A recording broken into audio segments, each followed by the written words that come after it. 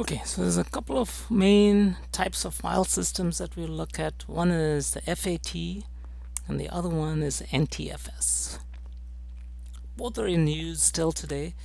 There's a couple of different kinds of FAT file systems. So FAT stands for File Allocation Table, and so the FAT file system has two variations. One is FAT16, which is usually referred to as just plain FAT, FAT, and has been around since the mid 1980s, back when DOS came into being, and it's supported actually by most operating systems, even Mac OS and Linux. FAT32 came later when some of the limitations of FAT16 or FAT was discovered, and when we started needing space, or when we started requiring the ability to have larger and larger files, we came up with FAT32, and it was released with Windows 95 OSR2, and that was way back in 1996, more than 20 years ago. FAT16, the limitation is that you're limited to just 2 gigabyte partitions, and back then it was a big deal, but now 2 gigabytes are almost nothing. And so there are variations, but in most cases it was just 2 gigabytes. FAT32 broke that restriction and allowed partitions up to 2 terabytes, which is actually now pretty commonplace. But FAT32 in a lot of systems, and later you still see this limitation. For example, if you were to look at GoPro cameras and you install an SD card, some of the older ones are limited by FAT32 to just 32 gigabytes. Same is true of other small devices that have SD cards, in some case USB drives. A lot of different devices limit them to only 32 gigabyte sized storage devices will work. And so in Windows 2000, this was a while ago, you don't see this anymore, and later Microsoft limits FAT32 to just 32 gigabytes, mainly because of speed considerations. The file system just becomes noticeably slower when you use larger partition sizes. Okay, so FAT32, although it seems like it's old, it's still actually in use. Most USB drives still use FAT32, although you can use this newer file system called NTFS. So NTFS is a file system that Microsoft also introduced even before FAT32, 1993, with the operating system called Windows NT, which was sort of the forerunner to Windows 10 and Windows Server. And NTFS was designed to improve on FAT. There are a bunch of features, many features in NTFS that are not available in FAT file systems. So things like disk quotas. You can limit the amount of data that users' files can occupy using disk quotas. You can use that Unix or Linux style volume mount points, and you can also do that in Mac OS systems. So this means that you no longer need drive letters, although people still tend to use drive letters on client operating systems like Windows 10 even. You have things like shadow copies that allows users to restore older versions of files that were maybe accidentally deleted or accidentally modified. You can restore them. You can also use file compression that the operating system knows about, that is, ways to compress it so they take up physically less space on a drive. And you can also automate encryption an entire file system, and making them encrypted makes it inaccessible to everyone except the person who encrypted the file. So that's still the case, that you want to encrypt to keep things secret. And NTFS had operating system support for encrypting file systems. So NTFS permissions are a little bit complicated. Let's back up and take a look at what permissions are. Permissions, you can view them as a way to control who has access to files and folders. And so there are a set of permissions called NTFS permissions, and they always apply whether a file is accessed across a network or just through a local computer. So, and then you have, on top of NTFS, you have share permissions. They're applied when a user tries to access a file through the network. And so there's two ways of accessing files. There are two modes of accessing files on a computer that's on a network. One is interactive, which is by someone just using the local computer, or you might have a user on a totally different computer across the network try to access a file on a network computer. So this is called remote access, and it's also just called just plain remote. And the interactive views, that's from the local user accessing a local file, that's called local. So there's different sets of permissions. NTFS, once again, always applies, but share permissions are only applied when a remote user tries to access files across the network. So make sure you understand the differences between NTFS and share permissions. They are important to understand. So general security rule for assigning permissions is give the user the least amount of access necessary for their job. That is, it's also called least privilege. Don't give them don't give all users access to everything, just enough access to enough resources so that they can carry out their job function. NTFS permissions can be configured on both files and folders. By default, when permissions are configured on a folder, all the subfolders and files in that folder for which you configured permissions inherit the permissions of the superfolder.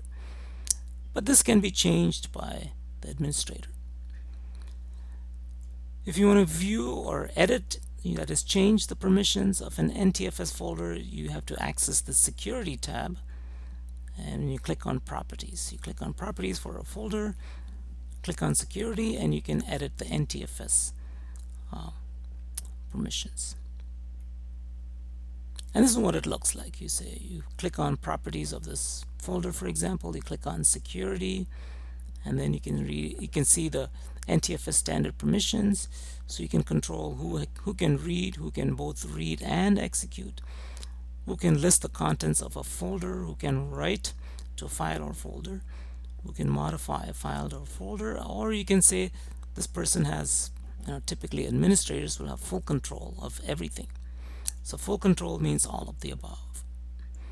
And so you can have a checkbox like this. You can allow or deny for each person. So click on a person or a role, and then click on the permissions. Okay, so a good reason for having files stored on a network is to be able to share files. And a good reason for doing that is, what if you have like a whole number of users, let's say hundreds of users, all have access to some large files. You don't want to have that replicated all across the machines on a network. Best to put something like that into a single file. Into a single server, and then have all the users or whoever needs access to that large file give access to that across the network. So that's a good reason for sharing files in a network. So Windows users are subject to both, in general, share and NTFS permissions when you access network files, that is, across the network. Turns out share permissions are somewhat simpler than NTFS permissions. They only have three options. You can either read or not read. You can allow or deny read. You can be able to change or not change, or you can give them full control. So much more simple set of permissions for share. And remember, share is what you have. Share permissions are applied when a user tries to access remotely to shared files. Okay, so the way to configure shares is you start up the file sharing wizard, right click a folder, and then you choose share and then choose specific people, and this is what you would see. um, an advanced sharing dialog box. You can click on the advanced sharing in the sharing tab of a folder's properties dialog box.